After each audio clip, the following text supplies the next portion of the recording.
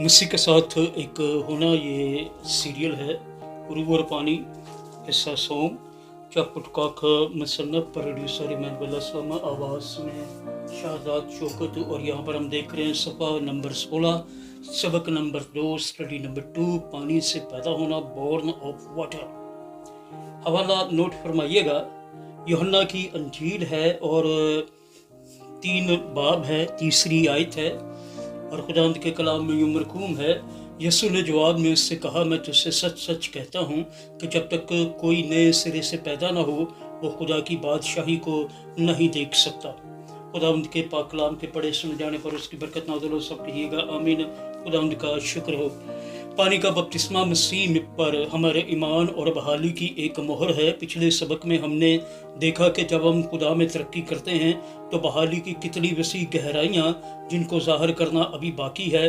बहाली का मतलब मुआफ़ी और हमारे दिलों और ज़मीर यानी ब्रैकेट में बातन की सफाई का तजर्बा है।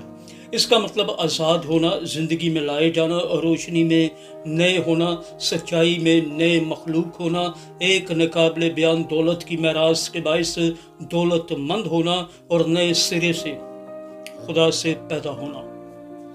इसी तरह बपतिस्मा के जिस्मानी अमल के पीछे खुदा की वसी गहराइयाँ हैं जो मुंतज़र हैं कि उनको दरियाफ्त किया जाए। जब हम जिस्मानी माजी को देखते हैं तो हम कुछ रूहानी तजर्बात को देख सकते हैं जो पानी का बपतिस्मा लेने के रूहानी मानी की तशरीह करते हैं। पहला जो जुज़ है वो है नए सिरे से पैदा होना, बॉर्न अगेन। यूहन्ना की अंजील 3 बाब 5वीं आयत है। यसू ने जवाब में कहा, मैं तुझसे सच सच कहता हूँ जब तक कोई आदमी पानी और रूह से पैदा ना हो वो खुदा की बादशाही में दाखिल नहीं हो सकता। खुदावंद के पाक कलाम के पढ़े सुन जाने पर उसकी बरकत नाज़िल हो। जब तक हम पानी और रूह से पैदा ना हो खुदा की बादशाही में दाखिल नहीं हो सकते। लेकिन पानी से पैदा होने का क्या मतलब है? Question mark. क्या ये हमारे पानी के जिस्मानी बपतिस्मा की तरफ इशारा है या पानी से पैदा होने की एक रूहानी तजर्बा को पेश करता है? Question mark. मसीह के साथ एक होना सीरियल है। रूह और पानी, हिस्सा सोम, चपुटकाक मुसन्नफ, प्रोड्यूसर इमानुएल असलम, आवाज़ में शाहजाद शौकत। ये सफ़ा नंबर 16 है।